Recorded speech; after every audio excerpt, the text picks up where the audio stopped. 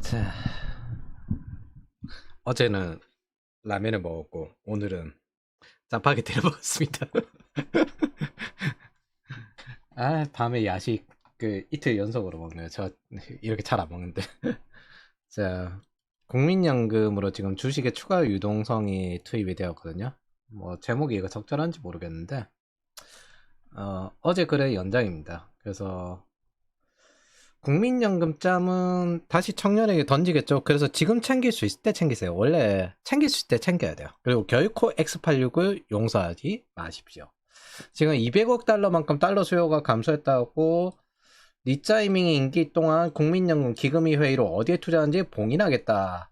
2030년까지. 그래서 다음 정권이 나오면 거기에다가 폭탄 던지겠다. 이런 거죠. 이거 보면서 그 생각했어요. 문재인이 USB 준 거 그거 봉인한 거랑 똑같다고 생각했습니다. 지들 숨길 게 있으니까 그런 거지. 그래서 세금 상승 외에 세금과 보험료율이 더욱 극대화될 것임을 기억해주고 2030년쯤에는 튀어야 될 것 같다 생각해요. 그죠? 국민연금이 원화가 안정을 위해서 국내 주식 목표 비중을 올렸다 뭐 이렇게 하고 외화채권 발행까지 검토하고 있다는데 이거 꼭 기억하십시오. 결코 용서해서는 안 됩니다. 기회가 왔을 때 보수 코퍼러티즘이 저 사람들을 용서하니까 지금 카드 버블로 6분의 1이 신용불량이고 자기네들이 반미로 당선된 노무현이 부동산을 폭등시켜 빌빌거리고 있던 청년 시절에 MB가 이 자식들한테 부동산을 주고 일자리를 주고 실질 임금 떨어진다고 걱정하면서 지원했어요. 보수 코퍼레티즘도 그거 젊을 때 그럴 수도 있지 그러면서 이렇게 지원해줬습니다. 그 꼴이 지금입니다. 그 결과 문재인 때 지금 30대가 된 20대는 명목임금이 떨어졌고요. 여기는 실질 임금이 떨어진 거예요. 구매력이 떨어지는 거지. 이건 아예 임금 자체가 떨어졌어요. 그러면서 문재인 시기 지금 20, 30대를 대상으로 한 조롱이 계속되고 있죠. 계속되고 있죠. 저 X86이 살아남을 이유가 있습니까? 숨을 쉬어야 될 이유가 있습니까? 존재 자체가 폰지의 사기입니다. 카드 버블 세대는 결코 혼자서 일어난 게 아니라 보수 코퍼러티즘이 살려줬어요. 자기네들 적을 만들려고. MB가 살려줬고요. 박근혜 정권이 살려줬습니다. IMF가 끝나고도 사회주류층은 당시 40, 50대 지금 노인 세대예요. 이 노인 세대들이 저 X86을 살려준 대가가 기꺼이 희생해준 대가가 저 노후 빈곤입니다. 그 사람들은 자식 세대, 손자 세대들을 잘 되게 해줄 거다라고 믿었고 그 결과가 이 꼬라집니다. 정년 연장을 외치면서 나름 머리 좋다는 의사들조차도 선택적 파업을 하는 수준. 뭐? 윤석열 정권 때 그렇게 파업하던 개새끼들이 지금 합니까? 아니죠. 입 쳐다물고 있죠. 결코 용서해서는 안 됩니다. 만약 여러분들이 이겨낸다면 여러분들은 스스로 일어났지만 저들은 단 한 번도 스스로 일어난 적이 없습니다. 폭락했을 때 더 잘근잘근 밟아야 돼요. 그러니까 결코 용서해서는 안 됩니다. 저는 지금 청년 세대들이 결코 이길 생각이 없고 개몽개몽 짓거리는 족속들이랑 결코 함께하지 않을 겁니다. 저는 그 족속들이 이길 수 있을 거라고 기대하지도 않습니다. 저는 그들의 승리를 믿지 않습니다. 그러니까 생존하십시오. 그런 사람들이 여기 모여가지고 저랑 이야기하고 있는 거잖아요. 복수하지 않아도 됩니다. 단 절대 용서하지 마십시오. 그럼에도 용서하고 싶다면 그 대가로 처참해진 노인 세대를 보십시오. 지옥입니다. 이제 노인과 청년이 경쟁하고 있어요. 뭐 지금 한국의 경제활동 참가율이 65% 정도 되거든요. 근데 일본의 구인 배수가 1.1 정도인데 떨어진 거예요. 떨어진 게 1.1인데 경제활동 참가율이 62%? 우리나라 구인 배수 지금 0.39입니다. 근데 경제활동 참가율이 65%예요. 뭐 노인들과 청년들이 열심히 경쟁을 하고 있어요. 저가 일로. 이 새끼들은 정년 연장하면서 저 X86 정년 연장하면서 지랄 연병을 하고 있고요. 이게 무슨 뜻일까요? 사람이 늘어났으니까 임금이 실시간으로 떨어진다. 이건 뭐 중국처럼 지금 되고 있다. 저는 문재인 시기 총리를 했던 플랫폼 국감에 앞장선 이낙연이 이런 걸 올리는 게 역겹습니다. 정책이 너무 많아타니까. 박근혜 정권의 스타트업을 시작을 했고 창조 경제라면서 시작을 했으니까 그걸 죽인 게 문재인 때였고 2021년부터 했습니다. 그래서 지금 현재 전쟁 중인 러시아도 나오고 멕시코도 유니콘인데 한국은 유니콘이 없어요. 2021년 플랫폼 국감이고요. 2025년 플랫폼 국감입니다. 이거 5년 연속으로 했고 VC가 그냥 나갔어요. 전부 다. 저들은 여러분들에게 고통을 만들고 다시 이용할 겁니다. 그러니까 결코 용서하지 마십시오. 기억하십시오. 민주노총이 2021년 청년을 모아야 한다고 했고 이 전략이 뭐였냐면 청년의 주요 일자리인 스타트업을 없애는 것이었습니다. 노조에 가입하지 않는 이유가 이 회사가 나쁘면 이직을 하니까. 그렇게 정복해서 IT 노조를 다 장악했고 마지막으로 장악 못한 게 쿠팡입니다. 왜냐하면 택배 노조가 나갔거든요. 플랫폼 국감으로 이직처가 없어지니까 전통 IT 기업들의 민주노총화가 강해졌습니다. 그러니까 결코 용서하지 마십시오. 지금 현재 일자리 없는 것도 임금 떨어지는 것도 저 좌파 새끼들이 문재인 때부터 지속한 겁니다. 좌우를 가릴 필요 없습니다. 저 세대는 우파는 없어요. 보수 코퍼러티즘밖에 없습니다. 지들이 서로 살려줬잖아. 그러니까 끝까지 싸우지도 않았어요. 그러니까 절대 용서하지 마십시오. 용서할 필요가 없습니다. 자기네들 보수라는 족속들 찍어줄 필요도 없고 밀어줄 필요도 없고 국힘을 믿습니까? 뭘 보고 국힘을 믿어요? 쟤들이 뭘 했는데? 어떤 싸움을 했는데? 저기를 지지해요? 지금 싸워요? 싸우기라도 해요? 저걸 믿어요? 아이씨, 좌파 77 우리 찍어. 이거 방화벽 전략밖에 없잖아요. 저는 안 찍어요. 저는 안 찍어요. 어차피 니네들 그러면 국민연금 없앨까? 얘들 국민연금 합의한 거 아세요? 얘들 국민연금 없애야 된다 이렇게 말을 해요? 단 한 번이라도 합니까? 안 하죠. 얘들은 같이 협력할 거예요. 그리고 다시 짬을 때릴 겁니다. 여러분 세대에게. 그러니까 국힘 찍기 마세요. 미친놈들을 왜 찍습니까? 자, 그러면 이제 국민연금이 들어온 걸 이야기해 보도록 합시다.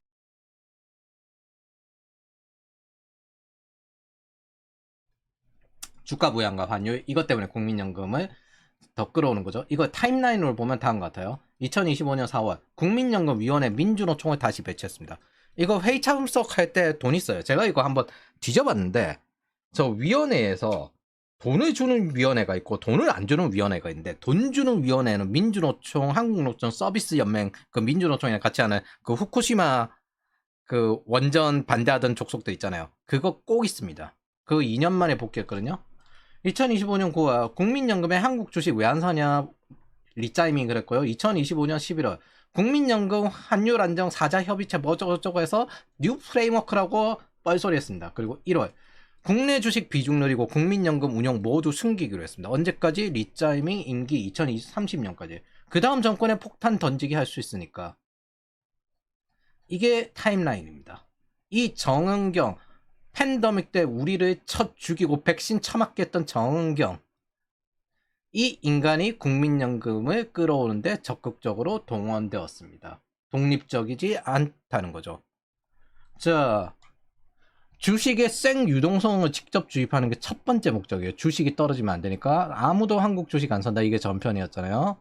두 번째, 환율 안정, 달러 공급하겠다는 거죠. 자, 타이밍이 좋아요. 언론에서는 일본의 금리 인상 엔화 강세로 원화가 잡혔다고 하지만 우리가 65 구매력에서 64위고 63인가? 어쨌든 뒤에서 2등이고 꼴찌가 일본입니다. 화폐가치 떨어진 거. 그냥 달러 약세, 달러 약세, 달러 약세. 달러가 이제 한번 찍었다가 이제 저점을 내려오는 사이클이에요. 사이클. 이 사이클 저점을 다시 찍는 것 뿐입니다. 기억해야 될 건 이 달러 약세가 점점 없어지고 있다는 겁니다. 원래 약달러를 좋아하는 미국 민주당, 인플레이션으로 돈을 버는 족속이죠. 부동산 투자 많이 하고 기후위기라고 하는데 기후위기로 제2 없어진 플로리다의 별장 사는 족속들이죠. 마이애미의 별장 사는 족속들이고 강달러를 좋아하는 공화당, 물가 안정으로 돈을 버는 쪽이죠. 식량과 에너지. 그래서 이게 반복되지만 이 달러 약세도 사실 장기간 저점이 올라가고 있습니다. 보면 알겠지만 저점이 점점 올라가고 있어요. 그래서 여기 보면 이거 여기서부터 이지머니 시대가 왔고 서브프라임 이후부터 저점이 점점 올라가고 있는 게 달러 인덱스입니다. 그리고 이제 96으로 지금 떨어진 것 뿐이에요. 이걸 보면요. 2008년에 70, 2014년에 80, 2018년 22년에 90, 그리고 지금 현재 96 정도 되고 있습니다. 저는 저거 한 95에서 94 저점 찍고 다시 반등할 거라고 보거든요. 자, 그럼 여기서 돈 풀면 화폐 가치가 떨어진다를 반박하는 이 한국은행, 이 케인즈주의 족속들에게 제가 공식적으로 반박을 해보도록 하겠습니다. 제가 M2 통화량 8% 증가했고 이거 빨리 튀어야 된다라고 하는 게 대한민국에서 최초였으니까 제가 그 1410원에 위기다 위기 1430원은 당연하게 35원은 당연하게 넘어갈 것 같다 그렇게 신호를 해서 튀었으니까 제가 그거에 대해서 반박을 해보도록 할게요. 돈 풀어서 환율 오른 게 아니다. 자, 이게 미국의 M0입니다. 파란색이 미국의 M0고요. 녹색이 달러 인덱스입니다. 미국이 돈을 열심히 풀어요. 그럼 돈을 열심히 풀어요. 그러면 달러 인덱스가 떨어집니다. 그리고 미국이 돈을 줄여요. 그럼 달러 인덱스가 튀어오릅니다. 그걸 선도적으로 달러 인덱스, 왜냐하면 트레이딩을 하기 때문에 이제부터 긴축할 것 같은데 그럼 달러 사야 되겠다. 비싸지기 전에. 이제부터 돈 풀 것 같은데 달러 버려야 되겠다. 반비례 관계로 정확하게 나오고 있죠. 달러 인덱스와 미국 M0가. 파란색이 M0고요. 돈을 많이 풀면 달러 인덱스가 떨어져요. 그리고 돈을 적게 긴축을 하면 풀었던 돈을 긴축을 하면 뭐예요? 달러 인덱스가 내려갑니다. 달러 인덱스가 튀어오릅니다. 이게 명확하게 반비례 통계가 나오는데 케인즈주의 이게 정확히 이야기하면 통화학파 저쪽 시카고학파 쪽이거든요. 근데 이 케인즈주의자들 시장 개입주의자들과 완전 반대 입장이 이거예요. 그리고 지금은 이제 한국은행 이창용 총재도 케인즈주의자인데 케인즈주의자들이 절대 반대하고 있죠. 그럼 이거 저점 올라오는 건 뭔데? 이만큼 푼만큼 그만큼 생산성이 늘어나면은 그러니까 공급되는 제품이 늘어나면은 그만큼 저점 올라옵니다. 근데 미국이 우리보다 저점이 더 올라왔다는 건 우리보다 공급되는 것들이 더 많았다는 거죠. 뭐 선도적인 국가니까. 그래서 케인즈주의자들이 절대 반대하는 게 밀턴 프리드먼의 통화합파입니다. 그리고 이게 돈을 풀면 화폐 가치가 떨어진다는 개념을 제시한 게 스태그플레이션 잡을 때 밀턴 프리드먼이에요. 인플레이션은 그저 화폐적 현상이다. 자, 이창용도 대다수 현대 경제학자들은 케인즈주의자들이에요. 근데 위 통계 보면요. 나오잖아요. 반비례 관계. 그리고 밀턴 프리드먼이 경제 통계학에 기여를 했죠. 명확하게 반비례를 갑니다. 미국이 본원 통화량을 긴축하면 우리는 그걸 뭐라고 하냐면 양털깎기라고 합니다. 글로벌에 돈을 푼 걸 가져가는 거구나. 그러면 그때 달러가 하대해집니다. 미국이 다시 통화량을 풀면 완화를 하죠. 그럼 다시 미국의 경제 체력이 되는 만큼 달러가 떨어집니다. 달러 인덱스가 떨어집니다. 그리고 이건 선제적으로 반응을 합니다. 이게 이제 신흥국 채권을 사느냐 마느냐 이런 걸로 연결되어 있어요. 그리고 신흥국 채권 신흥국 채권 사고 난 다음에 이제 한국 주식 오르는 타이밍도 그때 나오고요. 그래서 아시아가 통화가 강세인 기간 동안 이제 주가가 유지가 되는데 지금은 특이하게 약세인데 주가를 유지시키고 있거든요. 약세인데 주가를 유지시키고 있는데 제 생각에는 이거 한 번은 조집니다. 어차피 무한히 돈을 주입할 수는 없으니까 지금 사이클을 완전히 없애겠다는 식으로 돈을 계속 주입하고 있잖아요. 외국은 이제 더 이상 한국 거 안 사니까 국민연금 동원해서 이거 사겠다는 거잖아요. 지금 짓거리가 이겁니다. 자, 그러면 좀 더 해보죠. 돈 풀어서 환율이 올라간 게 아니다. 일본 아직 긴축 중이거든요. 유럽 아직 긴축 중이거든요. 미국 아직 긴축 중입니다. 너네 우리 돈 적게 푼 거라며. 위대한 대한민국 열심히 돈을 풀고 있습니다. 얘네 돈 안 풀었어요 아직.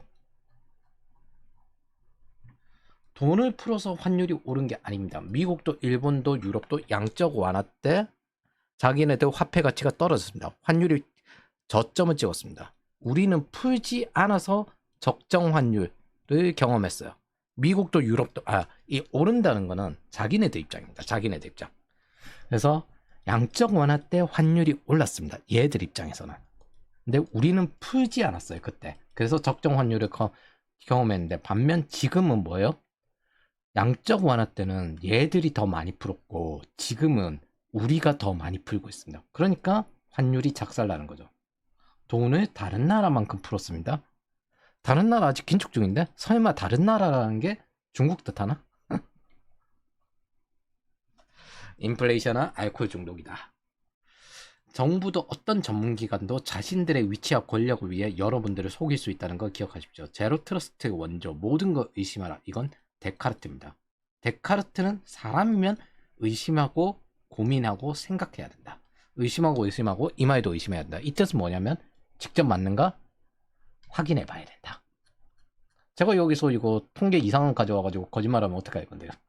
그러니까 직접 확인해 봐야 된다. 그리고 세상을 무조건 예측할 수 없기 때문에 당연히 절대 100% 예측할 수 없죠. 확률일 뿐이지. 그렇기 때문에 여러분들이 직접 트래킹을 해야 합니다. 참 좋은 교훈이라고 생각해요. 역시 트래킹의 원조, 파리가 돌아다니는 트래킹을 하다가 저걸 어떻게 그 지평 좌표계로 만들어가지고 저걸 지표를 할 수 있을까? 그런 거 생각한 사람답습니다. 자, 돈을 풀어서 환율이 높아진 게 아니다. 이거에 대해서 반박은 끝났고요. 자, 그러면 그 결과가 이거냐? 64위에서 2020년 기준점으로 63위입니다. 화폐 구매력이. 터키, 아르헨티나보다 낮은 구매력이고 일본이 제일 낮은 구매력이에요. 한국은행까지 약을 팔 수준이 되었다는 겁니다. 지금. 역시 믿을 건 자기 자신밖에 없다. 그래서 우리가 달러를 사고 금을 사는 거죠. 번외로 베센트는 강달러를 하겠다고 했습니다. 그럼 저 달러 인덱스 사이클에서 약세는 제가 보기에는 94가 한계점입니다. 94. 요 정도쯤이 한계점입니다. 다시 90까지 내려가지는 않을 것 같아요. 제가 보기엔. 그리고 엔화는 강세가 아니라 여전히 약세입니다. 단지 잠깐 반등했을 뿐. 이전보다 약세입니다. 자, 그럼 국민연금을 한번 받아봅시다.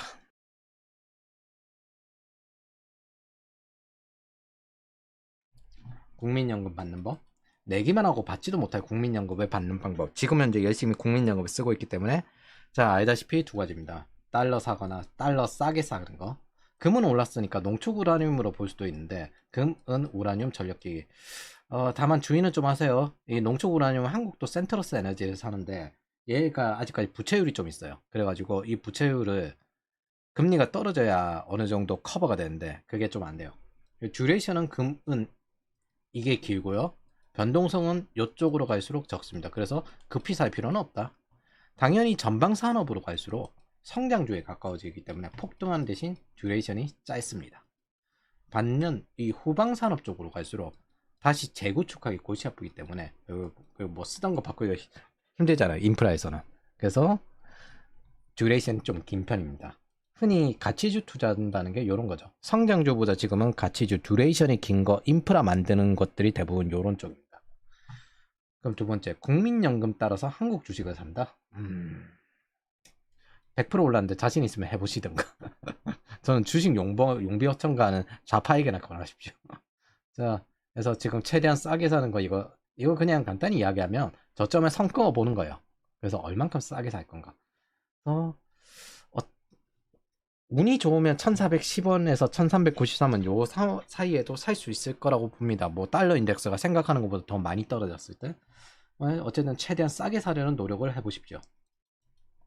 이지머니 때 주식을 사야 되는 이유는 여기서 혼란하시는 분들을 위해서 이지머니 시절, 그러니까 달러 인덱스가 떨어지고 그 다음에 국채금리가 미국 국채금리가 계속 떨어질 때, 그때 이거는 투자 가치가 점점 매력이 떨어지는데 그럴 때 사야 됐던 이유는 저축이 높기 때문입니다. 지금은 하드머니 시기죠. 단기 국채 금리가 계속 오르고 있습니다. 결국에는 원화가 많아야 되는 게 아니라 한국에선 수출 국가니까 달러가 많아야 되잖아요. 결국엔 저축이 다시 돌아옵니다. 즉 단기 국채가 돌아옵니다. 장기 국채를 사면은 오히려 떨어지기 때문에 단기 국채가 매력이 있습니다. 이 단기 국채가 지속적으로 상승하면서 유리해진다는 뜻이에요. 결국엔 저축을 S&P 500에 할 거냐 아니면 단기 채권 계속 굴릴 거냐, 이 차이일 뿐입니다. 가치주의 가치가 애매해진 이유가 S&P 500이라는 ETF가 나왔기 때문이에요. 가치주를 사는 것보다 S&P 500 신용등급 이거 사는 게 더 낫지 않느냐? 신용등급 이상이 없으니까요. 그래서 여러분들은 S&P 500, 나스닥, 미국 단기 채권을 두고 코스피랑 코스닥을 살 겁니까? 하드머니 시기에는 안전자산으로 도망을 가야 되는데 여기에 금까지 끼면 더더욱더 애매해요. KRX 금 사면은 그거 양도소득세 없거든요. 여러분들이 필자 저의 성향은 몇 명 본 사람이 있겠지만 저는 간단히 말하면 채권 베이스입니다. 채권 베이스 하는 사람들이 보통 투자 방식이 안전한 곳으로 도망치는 성향이에요. 주식 베이스는 뭐 긍정왕으로 주식을 장기 투자합니다. 각각 생존하는 방법이 달라요. 서로. 저는 이제 이쪽으로 주로 추천하는데 여러분들 근데 잘 생각해 보십시오. 한국 증시가 이거보다 안전하기라도 합니까? 아니면 장기 수익이 높기라도 합니까? 어느 쪽으로 봐도 이건 기회비용이 지금 아닙니다. 저건 쌀 때 사는 거지. 혼란하지 마십시오. 이거 삼성전자 딸려왔지. 제가 이거 누가 올렸나 했는데 저희 이분을 찾았거든요. 그래서 이거 하셨는데 이거 자체는 맞아요. 가격은 맞고 틀린 게 없으니까 여기서 이야기를 해보자. 가치를 한번 이야기해보자. 첫 번째, 삼성전자 하이닉스는 한국 주식이 아닙니다. 빅테크 낙수효과 받고 외국인 비중이 50% 이상이고 달러를 90% 보는데 무슨 한국 주식입니까? 미국 주식이지. 한국에 상장되어 있을 뿐이에요. 아마 장기적으로 삼전 하이닉스는 빠져나갈 것 같아요. 세금도 오르고 전기세도 오르고 답도 없어 보이니까. 그리고 빅테크 낙수효과니까. 두 번째, 달러를 벌어온다는 뜻은 이겁니다. ROIC에서 외액을 빼잖아요. 환율이 상승하면 그만큼 비용도 상승하고 가진 돈도 떨어지고 이 외액을 높이는 게 환율 상승입니다. 근데 달러를 버는 삼전과 하이닉스는 ROIC가 상승합니다. 90% 달러를 벌어오잖아요. 근데 내 수준은 뭐예요? 외액이 상승해요. 그럼 가격 상승, 수익 하락, ROIC까지 하락할 수 있습니다. 이 뜻은 무슨 뜻이냐면 이제부터 내수주 관련돼서 서비스업이나 이런 것들이 장기적으로 망할 거라는 겁니다. 그러면 그 서비스업이 살아남는 건 하나밖에 없어요. 돈 많은 사람들한테 주는 거. 그거밖에 없습니다. 뭐 돈 많은 사람들이 하는 뭐 취미들, 승마 뭐 이런 것들, 내수 관련된 서비스업 일하는 것들 점점 죽게 될 겁니다. 장기적으로. 왜냐하면 이제 1,400원이 디폴트가 됐잖아요. 1,400원 떨어졌다. 많이 떨어졌는데 이런 상황이 됐어요. 1,300원대 봐야 될 건데. 그러면 이제 이 다음은 1,440원이 많이 떨어졌네. 우리 많이 떨어졌다라고 생각하고 있는 게 지금 1,430원이에요. 오늘. 그럼 이 다음에는 이제 저점이 1,450원이 되겠죠. 그러면 이제 알짜들이 다 빠져나가니까 여러분들도 이 달러를 벌어야 ROIC를 높이고 외액을 줄이는 방향으로 갈 수 있습니다.